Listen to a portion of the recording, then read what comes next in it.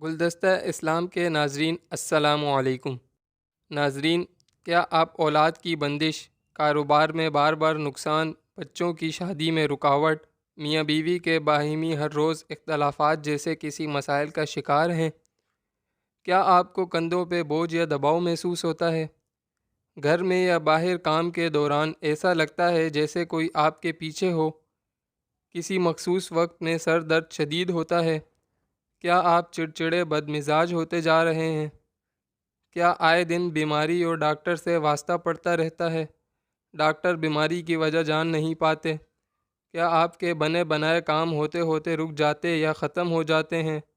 اگر یہ تمام کیفیات یا ان میں سے کوئی ایک دو آپ کو مسلسل طویل عرصے سے محسوس ہو رہی ہیں تو سمجھ جائیں کہ آپ کسی دشمن یا کسی کے حسد کا شکار ہو کر جادو ٹونے میں گر چکے ہیں۔ ناظرین، جادو برحق ہے۔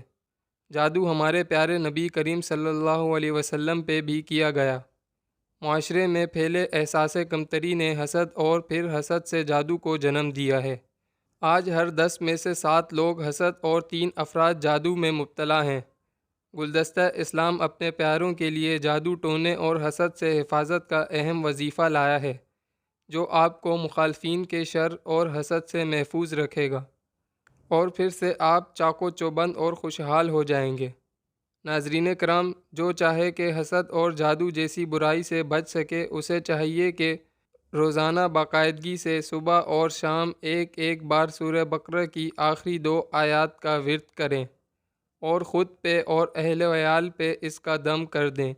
نیز پینے اور کھانے پکانے کے پانی پہ بھی دم کر دیں، تاکہ سارا دن وہی پانی آپ کے جسم میں رہے، اور اس میں موجود قرآن کے شفائی الفاظ کی روحانیت آپ کو ہر شر سے محفوظ رکھے۔ ناظرین، جو لوگ اس قسم کی کیفیات سے محفوظ ہیں وہ بھی یہ ورد کر سکتے ہیں، تاکہ وہ بھی اللہ کی پناہ میں رہیں اور شیطانی حملوں سے محفوظ رہیں۔ ٹیم گلدستہ اسلام کو اپنی دعاؤں میں یاد رکھیے گا۔ اللہ آپ کا، ہمارا سب کا حامی و ناصر ہو، آمین۔ السلام علیکم۔